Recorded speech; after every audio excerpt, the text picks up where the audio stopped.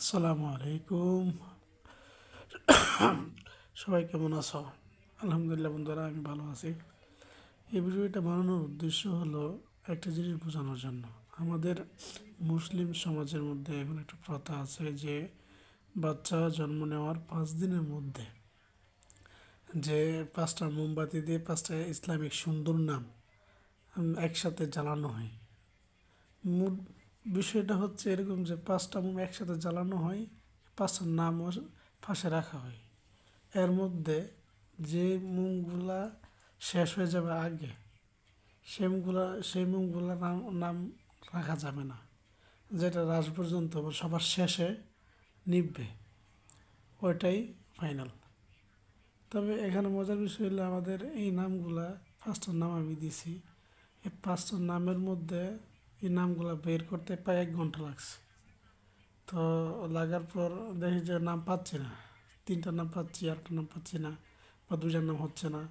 তারপর আমি 2টার নাম দিলাম। তো সেক্ষেত্রে আর অন্য অন্য নামগুলো যারা দিছে তাদের সাথে পাল্লা দিয়ে আমি যে নামটা দিয়েছি ওই নামটাই, 2টা নাম দিয়েছি। 2টা নামের মধ্যে 2টা অংশেই লাস্ট দিকে সমান সমান ছিল, তাই 2টা অংশ দেখেই কাইটা 2টা অংশ রাখছি।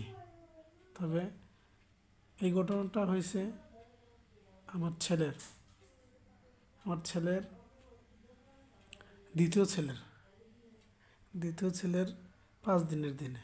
তবে এগুলা ধরাইয়া, মোমবাতি ধরাইয়া সবাই গেছে ঘুমাইয়া, আমাকে একা বসাইয়া দিয়ে ওরা গেছে ঘুমাইয়া।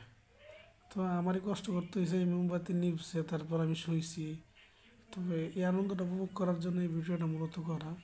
তবে আমরা যে ভিডিওটা করছি, ওই ভিডিওটা করার একটি উদ্দেশ্য ছিল যে আমরা যে 5 দিনের মধ্যে একটা নাম সিলেক্ট করি, 5টা নাম দিয়ে মোমবাতি দিয়ে, এগুলো কি আসলে আমাদের ধর্মের মধ্যে এরকম নীতি নির্ধারণ আছে কিনা, নাকি এটা বেদাত, সেটা জানার জন্য এই ভিডিওটা করা। কেউ যদি জানেন তাহলে কমেন্টস করবেন এবং জানাবেন এটা কি, পন্থাটা কি ঠিক নাকি বেঠিক। ধন্যবাদ সবাইকে, পুরো ভিডিওটা দেখবেন, কমেন্টস করতে বলবেন না, ঠিক আছে?